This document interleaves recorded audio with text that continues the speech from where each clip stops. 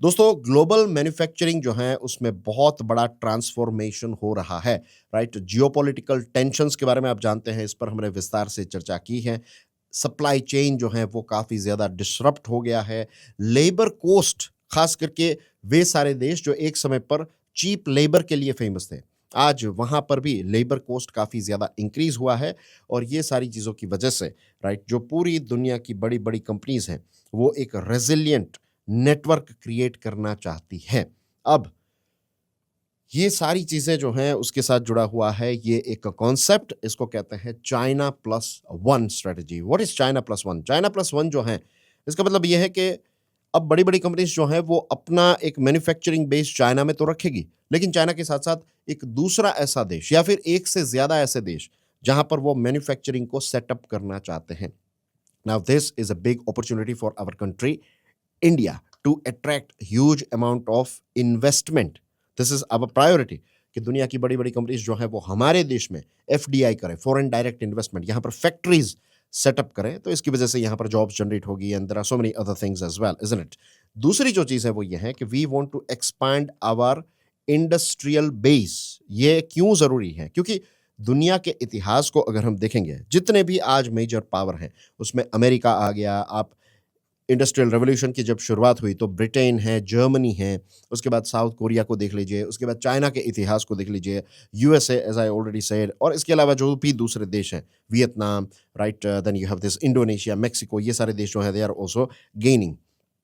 तो ये सारे देशों का इतिहास ये बताता है कि मैन्युफैक्चरिंग एक ऐसा क्षेत्र है जिसका एक पोटेंशियल है। वो एक बहुत बड़ा ट्रांसफॉर्मेशन जो है वो किसी भी देश में कर सकता है, राइट? जॉब्स जो मैन्युफैक्चरिंग क्रिएट करता है, इसमें ब्लू कलर जॉब्स भी आ गई और व्हाइट कलर जॉब्स भी आ गई।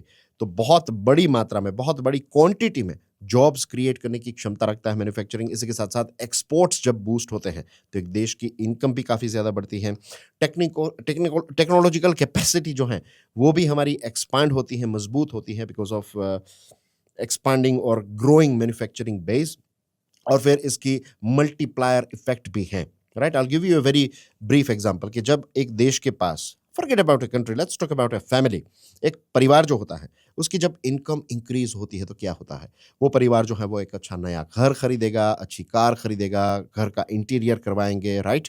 इसी के साथ अपने बच्चों की एजुकेशन पर और ज़्यादा इन्वेस्टमेंट कर पाएंगे। अपने जो घर में बुजुर्ग हैं तो उनके हेल्थ केयर के लिए वो अच्छे प्लान्स खरीद सकते हैं, इंश्योरेंस प्लान्स और may be health plan etcetera, right? तो यू कैन इमेजिन कि कितने सारे सेक्टर्स को इसका फ़ायदा होगा, सिर्फ एक परिवार जब आगे बढ़ता है। तो जस्ट इमेजिन कि हमारे देश के बहुत सारे परिवार, राइट? करोड़ों परिवार जो हैं, उनकी वेल्थ जनरेशन कैपेसिटी इंक्रीज़ हो जाती है। तो यू कैन इमेजिन कि इसके रिपल इफ़ेक्ट जो है वो पूरे देश पर हमें देखने को मिलती है। और मैन्युफैक्चरिंग जो है वो उसको अगर हम बेस बनाकर चले या फिर सर्विसेज तो हैं ही, प्राइमरी सेक्टर भी हैं, लेकिन मैन्युफैक्चरिंग जो है वो जॉब्स काफ़ी जनरेट करेगा, बहुत सारे परिवारों को एक साथ अपलिफ्ट करने की कैपेसिटी रखता है। तो मल्टीप्लायर इफ़ेक्ट जो है वो उसकी काफ़ी अच्छी है। अब ये चीज़ जो है ना, मैन्युफैक्चरिंग बेस को एक्सपांड करना, दिस इज़ नॉट समथिंग कि हम करेंगे या फिर कर सकते हैं। This is our strategic necessity. It's not about ifs and buts. यहाँ पर हमारे पास दूसरा और कोई ऑप्शन ही नहीं है, क्योंकि हमारे देश की यंग वर्क फोर्स जो है उसकी क्वांटिटी काफ़ी ज़्यादा है। लगभग-लगभग आप समझ लीजिए हर साल, एवरी ईयर रफली स्पीकिंग 1 करोड़ यंगस्टर्स जो हैं, वो अपना ग्रेजुएशन या फिर मास्टर्स खत्म करके वर्कफ़ोर्स या फिर जो लेबर मार्केट है, जॉब्स करने के लिए, बिज़नेस करने के लिए जो है वो अब एकेडमिक्स से मार्केट में एंटर होते हैं। तो नंबर 1 प्रश्न ये है कि क्या हम ये सारे लगभग 1 करोड़ लोगों को अच्छी क्वालिटी की जॉब प्रोवाइड कर पा रहे हैं? The answer is of course no. So this is number 1 thing. Number 2 जो है दैट इज़ कि हमारे देश ने एक लक्ष्य सेट किया है कि 2047 तक हमें एक डेवलप्ड देश बनना है। तो एक डेवलप्ड देश जो होता है, उसकी डेफिनिशन क्या होती है? कि बेसिक जो चीज़ें हैं ना, वो हर एक व्यक्ति के लिए अवेलेबल हों। I'm not going into the details of basic चीज़ें, right? It is not just about health and it's not just about jobs. It is also about clean air, right? Good quality of soil. ये सारी चीज़ें जो हैं वो एक developed देश की डेफिनेशन में हम ऐड कर सकते हैं। तो मैन्युफैक्चरिंग जो है ना वो एक सिर्फ ऐसा नहीं है कि करेंगे तो चलेगा, no you we have to do it. And एक अच्छी बात भी ये है कि अभी इतनी सारी हेडविंड्स हैं, हेडविंड्स का मतलब है इतने सारे चैलेंजेस हैं ग्लोबल लेवल पर, इसके बावजूद भी if you will see the आंकड़े, देन यू विल फाइंड के वर्ल्ड की फास्टेस्ट ग्रोइंग मेजर इकोनॉमीज में हमारे देश का नाम आता है। इतने चैलेंजेस के बावजूद भी इफ वी आर, भले ग्रोथ जो है वो उतना नहीं है लेकिन ग्रोथ तो है। सो दिस इंडिकेट्स कि अगर हम थोड़े और अच्छे एफर्ट्स करें then we can definitely create huge amount of manufacturing base as well as उसकी मल्टीप्लायर इफेक्ट। अब हमारे देश में बहुत सारी ऐसी पॉलिसीज हैं, ऐसे इनिशिएटिव्स लिए गए हैं जिसकी वजह से डोमेस्टिक मैन्युफैक्चरिंग कैपेसिटी जो है वो इंक्रीज हुई है। For example make in India लंबे समय से चल रहा है, इसके बेनिफिट्स हमें देखने को मिला है। Then we have this production linked incentive scheme, इसकी वजह से भी काफ़ी अच्छा फ़ायदा हुआ है, खास करके अगर हम मोबाइल सेक्टर और इलेक्ट्रॉनिक्स में देखें तो बहुत बड़ा बदलाव आया है, right. National logistics policy, right? And then we have this investment in infrastructure, ports, roads, railways, digital infrastructure, बहुत सारी ऐसी चीज़ें हमने की हैं और ये सारी चीज़ों की वजह से इलेक्ट्रॉनिक्स में बहुत बड़ा जंप देखने को मिला है। जैसे मैंने आपको बताया मोबाइल मैन्युफैक्चरिंग में we are doing very good, pharmaceutical industry में we are doing good, defence production में अब हम एक्सपोर्ट करना जो है वो स्टार्ट कर दिया है। लंबे समय से मीन्स अगर थोड़ा हम पीछे चले जाए आज से लगभग 10 साल 12 साल पहले, देन वी फाइंड के मैन्युफैक्चरिंग ये जो डिफेंस है तो हम सारी चीज़ें इंपोर्ट ही करते थे, राइट। एक्सपोर्ट कुछ भी नहीं करते थे, ना के बराबर चीज़ें एक्सपोर्ट करते हैं। आज हमारा डिफेंस का प्रोडक्शन भी इंक्रीज हुआ है डोमेस्टिक यूज़ के लिए और एक्सपोर्ट जो है वो भी काफ़ी अच्छा हुआ है और रिन्यूएबल एनर्जी इक्विपमेंट्स में भी we are doing good. But यहाँ पर भी चाइना पर काफ़ी ज़्यादा रिलायबिलिटी है हमारी, right, which we need to cut it down. अब ये तीन चीज़ें जब भी हमें एक यूनिसन में या फिर एक अलाइनमेंट में देखने को मिलती है, जब पॉलिसी इंसेंटिव्स जब क्रिएट होते हैं, मार्केट की demand and the third thing is private investment, ये तीन चीज़ें जब मिलती है ना तो इंडस्ट्री जो है वो ट्रांसफॉर्म हो जाती है, right. So we need to focus, we are focusing on this things, लेकिन अभी इसको और थोड़ा फाइन ट्यून करने की ज़रूरत है।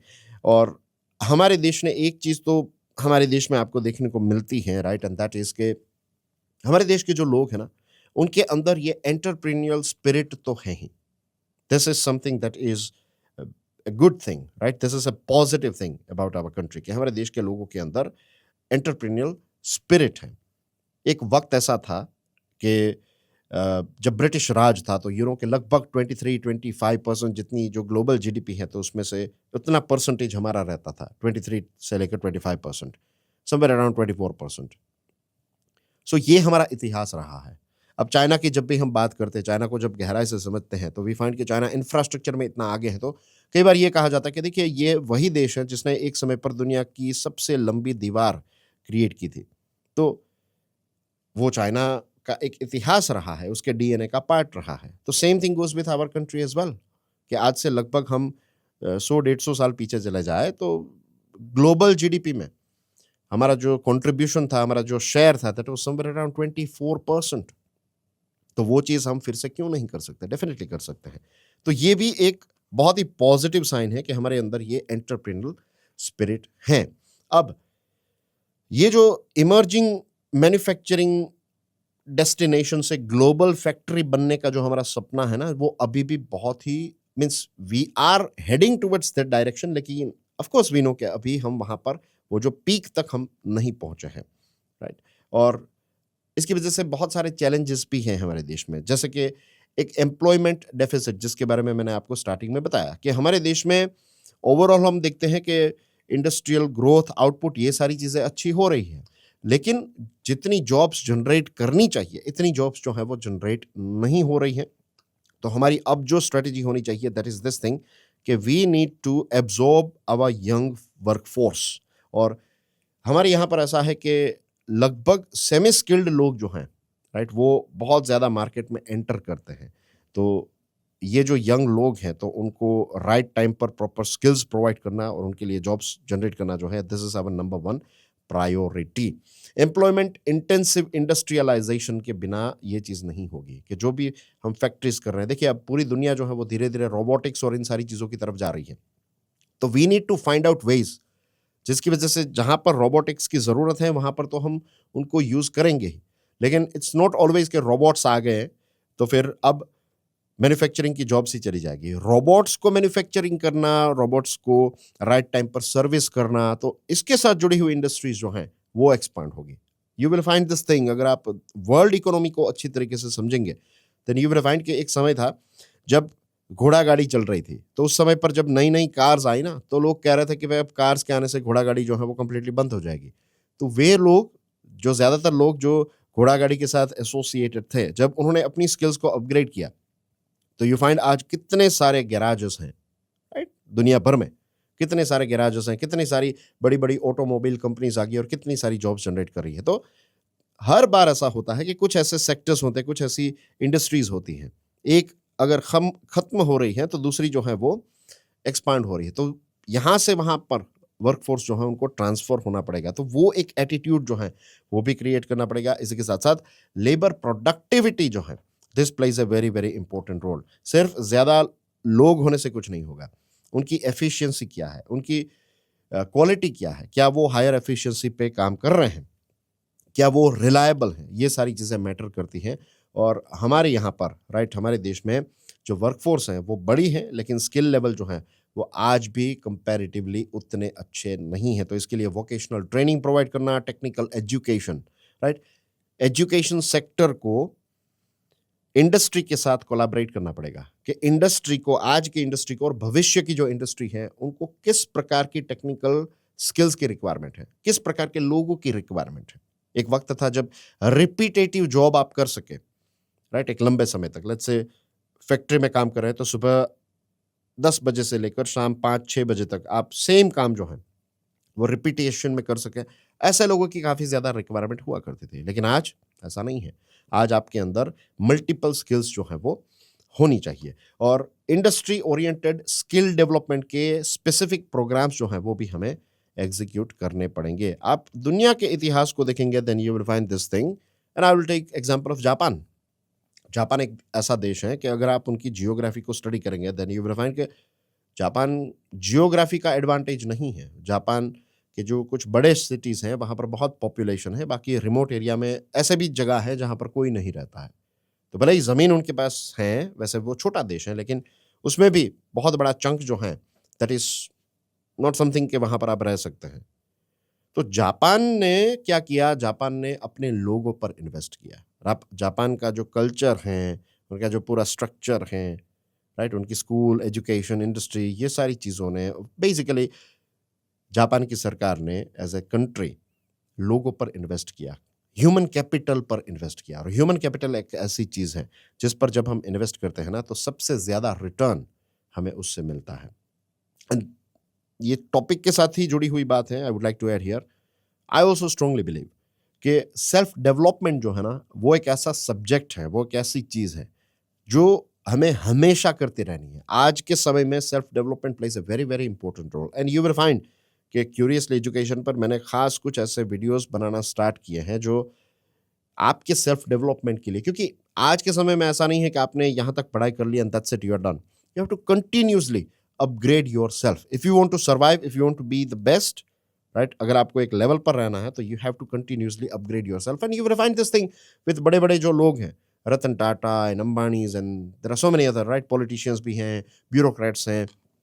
तो ये सारे लोगों के अंदर आपको एक कॉमन चीज़ देखने को मिलेगी कि they are continuously developing themselves, right? अब यहाँ पर कुछ रेगुलेटरी बॉटलनेक्स भी हैं, कुछ ऐसे हर्डल्स हैं, राइट? सबसे बड़ा जो हर्डल है वो ये है कि हमारे यहाँ पर कंप्लायंस की बहुत सारी रिक्वायरमेंट्स, एक लंबा लिस्ट होता है, ये चीज़ करनी है, ये चीज़ करनी है, ये this and that and so many things. फिर ब्यूरोक्रेटिक डिलेज है, फाइल एक जगह पर दूसरी जगह से मूव होने में आज भी बहुत सारा वक्त लग रहा है, सरकार पूरी कोशिश कर रही है।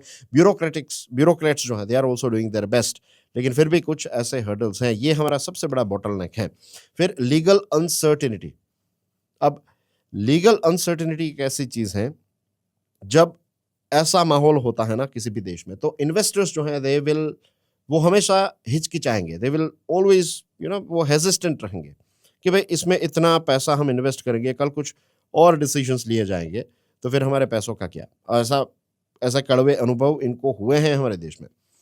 सो ये अनसर्टेनिटी वाला माहौल जो है उसको सर्टेनिटी के माहौल में हमें कन्वर्ट करना पड़ेगा। एंड आपने देखा होगा हमारे देश में जो एक वर्ल्ड बैंक का ये जो एक परफॉर्मेंस आता है ना, ईज ऑफ डूइंग बिजनेस वाला रिपोर्ट, तो इसमें हम बहुत पीछे थे, अब हम बहुत आगे हैं। लेकिन सबसे बड़ा जो हर्डल है, सबसे बड़ा हर्डल दैट इज कॉन्ट्रैक्ट का एनफोर्समेंट। थोड़ा इस पर प्रकाश डालना चाहूंगा। कॉन्ट्रैक्ट एनफोर्समेंट में ऐसा है कि अगर दो पार्टीज के बीच में कॉन्ट्रैक्ट हुआ और एक पार्टी जो है वो कह रही है कि अब हम ये नहीं करेंगे, तो हमारे देश में ऐसा है कि फाइनली आप केस फाइल करेंगे and you know it very well कि 5, 10, 15 साल चले जाएंगे। तो आपने करोड़ों का इन्वेस्टमेंट जब किया है और आपके साथ काम करने वाली पार्टी जो है वो अब चेंज हो गई, या फिर उसने एक अपना स्टैंड जो है वो चेंज कर लिया and you have a dispute, तो इतने सारे साल चले जाएंगे तो आपका क्या होगा? Your money will be gone, zero. आपके सारे प्लान्स जो है वो खत्म हो जाएंगे। तो इसमें भी जब तक इंप्रूवमेंट नहीं आएगा ना, तब तक इन्वेस्टर का कॉन्फिडेंस उस लेवल तक नहीं पहुंच सकता। This is something I have observe कि इस विषय पर, इस ये कॉन्ट्रैक्ट एनफोर्समेंट पर उतनी बातचीत ही नहीं हो रही है। ये ग्रे एरिया में पड़ा है। इसको हमें फ्रंट सीट पर लाकर इस पर और बहुत अच्छा काम जो है वो करना पड़ेगा। एंड एफिशिएंसी और सर्टेनिटी, ये दो चीजें आप पकड़ लीजिए। याद रखिएगा, ये दो चीजें ऐसी होती हैं कि आप कितने भी इंसेंटिव्स क्यों ना प्रोवाइड करें, प्रोडक्शन लिंक्ड इंसेंटिव स्कीम कितनी भी अच्छी क्यों ना हो, लेकिन अगर आपके देश में एफिशिएंसी नहीं है, ओवरऑल एफिशिएंसी, इसमें लॉजिस्टिक्स आ गया, आपके लोग आ गए, राइट, ये सारी चीजें आ गई। And second thing is certainty. Observe किया गया है कि जिन देशों में ये दो चीजें होती है ना, अगर उन देशों में बाकी की चीजें भी नहीं है, तो भी लोग जो हैं, इन्वेस्टर्स जो है वो ऐसे देश में इन्वेस्ट करेंगे जहां पर उनको एफिशिएंसी और सर्टेनिटी वाला माहौल मिलता है। तो इस पर भी हमें और ज़्यादा काम करने की ज़रूरत है। अब वैल्यू चेन इंटीग्रेशन की बात करें तो आज का समय ऐसा है कि आप कोई भी प्रोडक्ट पकड़ लीजिए, ऐसा नहीं है कि कोई प्रोडक्ट जो है वो सिर्फ एक देश में ही बनता है, उसके कुछ कंपोनेंट्स कुछ दूसरे देशों से आते हैं। तो इसमें भी एक सिंक्रोनाइजेशन करना है, राइट। हमें जो ये कनेक्टेड प्रोडक्शन नेटवर्क है ना, उसका एक बहुत ही इंटीग्रल पार्ट बनना पड़ेगा, तब जाकर हम एक ग्लोबल फैक्ट्री बन पाएंगे। और green manufacturing is not something the thing of the future. जितना आप प्रोडक्शन कर रहे हैं वो मैक्सिमम ग्रीन सोर्स से होना चाहिए, ये कम से कम डैमेज क्रिएट करे, इस प्रकार की चीज़ है। तो इसमें भी बहुत सारे चैलेंजेस हैं। अब बात करते हैं फियर्स ग्लोबल कंपटीशन की, राइट। तो देखिए, हमारा देश भारत जो है, इसकी कुछ स्ट्रेंथ्स की बात करूं तो एक बहुत बड़ी डोमेस्टिक मार्केट है हमारे यहाँ पर, इतनी बड़ी पॉपुलेशन है तो उतना सारा कंजम्पशन हो रहा है, तो this is a strong thing. दूसरी चीज़, हमारे यहाँ पर डेमोक्रेटिक इंस्टीट्यूशन है, हमारा देश एक डेमोक्रेटिक कंट्री है। And the third thing is कि दुनिया की जो बड़ी बड़ी इकोनॉमीज है तो उनके साथ हमारी अच्छी डील भी है और स्ट्रेटेजिक पार्टनरशिप भी है। तो ये कुछ ऐसी स्ट्रेंथ्स हैं। लेकिन वियतनाम, इंडोनेशिया और मेक्सिको, ये तीन ऐसे देश हैं, ये तीन देशों ने तीन इंपॉर्टेंट चीजें की हैं, राइट। एक नंबर वन जो चीज है कि उनकी जो पॉलिसीज हैं, उनकी जो नीतियां हैं बिजनेसेस को लेकर, ये काफी ज्यादा सिंप्लीफाइड है। So this is a very good thing about these countries. Number two, यहां पर लॉजिस्टिक्स जो है ये भी काफी अच्छा, लॉजिस्टिक्स का पूरा एनवायरमेंट है। द थर्ड थिंग इज ये काफी ज्यादा इन्वेस्टमेंट फ्रेंडली बन चुके हैं। तो ये तीन ऐसी चीजें हैं जिनकी वजह से ये तीनों देश जो हैं वो हमें कट थ्रोट कंपटीशन दे रहे हैं। इनफैक्ट वियतनाम को अगर आप देखेंगे तो I think somewhere around late 2000 में, 2008 के आसपास, हम उनसे कई गुना ज्यादा मोबाइल मैन्युफैक्चरिंग कर रहे थे। आज का अगर आप ट्रेंड देखेंगे देन यू विल फाइंड कि वो हमसे कई गुना ज्यादा मोबाइल मैन्युफैक्चरिंग कर रहे हैं। तो बीच में ऐसा क्या हुआ? बीच में ये तीन चीजें जो है वो वियतनाम ने की। एंड वियतनाम, इनफैक्ट चाइना भी बहुत सारा इन्वेस्टमेंट जो है वो वियतनाम में कर रहा है। फॉरगेट अबाउट दूसरे कंट्रीज, वो तो कर रहे हैं हमारे देश की तरह। वहां पर भी वियतनाम जो है वो भी एक इंग्लिश स्पीकिंग कंट्री है। तो ग्लोबल जो यूके, यूएसए और दूसरे देश के लोग जो हैं तो they are investing in Vietnam, क्योंकि यहाँ पर उनको ये तीन चीज़ों का फ़ायदा मिल रहा है। तो we have to understand this thing कि सिर्फ ज़्यादा पॉपुलेशन या फिर ज़्यादा वर्क फोर्स से कुछ नहीं होगा। इसके साथ साथ we need to provide these three things as well.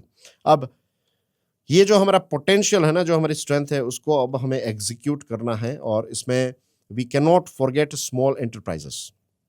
किसी भी देश के मीन्स मैन्युफैक्चरिंग में अगर चाइना का ही एग्जांपल लेंगे देन यू विल फाइंड कि चाइना जो है उसने सिर्फ बड़ी-बड़ी कंपनीज़ नहीं, बड़ी-बड़ी कंपनीज़ को सप्लाई करने वाली छोटी-छोटी कंपनीज़ पर भी काफ़ी ज़्यादा फोकस किया है। रिसर्च एंड डेवलपमेंट में आज भी हम उतने आगे नहीं हैं, राइट? आर-एन-डी एक ऐसी चीज़ है, this is something that should be part of our culture. ये चलता ही रहना चाहिए। इंडस यूनिवर्सिटी, इंडस्ट्री और गवर्नमेंट, इन तीनों के बीच में जब एक गोल्डन ट्रायंगल बनता है, ये तीनों जब मिलकर एक साथ कोऑर्डिनेट करते हैं तो रिसर्च एंड डेवलपमेंट का पूरा एनवायरनमेंट क्रिएट होता है। और यूएसए आज इतना ऊपर है, इतना आगे है, चाइना इतनी स्पीड में यहाँ से यहाँ पहुँच गया, साउथ कोरिया जो है वो रैग्स टू रिचेस वाली उनकी स्टोरी जो है, ये सारी चीज़ों में you will find this thing कि उनका आर-एन-डी काफ़ी अच्छा रहा है। हमारे यहाँ पर आज भी ऑनेस्टली स्पीकिंग आर-एन-डी में हम उतने अच्छे नहीं हैं, we are still far behind. और आर-एन-डी जब हमारी वीक होगी तो नए इनोवेशंस नहीं होंगे, नए इन्वेंशंस नहीं होंगे, तो फिर हमें हमेशा दूसरे लोगों की टेक्नोलॉजीज़ पर रिलाय होना पड़ेगा। तो जब हमारे यहाँ पर स्ट्रॉन्ग इंडस्ट्रियल बेस क्रिएट होगा, एनहांस होगा, तो नेशनल रेजिलियंस बढ़ेगा, हमारी टेक्नोलॉजिकल कैपेसिटी बढ़ेगी और स्ट्रेटेजिक ऑटोनॉमी भी हमारी बढ़ेगी।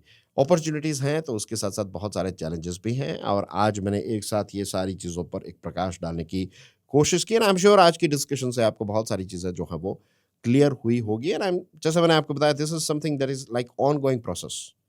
थोड़ी बहुत चीज़ें शायद आपको पता होगी, थोड़ी बहुत चीज़ें नहीं सीखने को मिली होगी। कई लोगों के लिए ऐसा भी हो सकता है कि it was a sort of revision of what you know already, but ये चीज़ जो है वो हमें करती रहनी है if you are preparing for competitive examination, right? So that's basically everything in today's discussion. Thank you very much for your love and support. God bless you all. जय हिंद।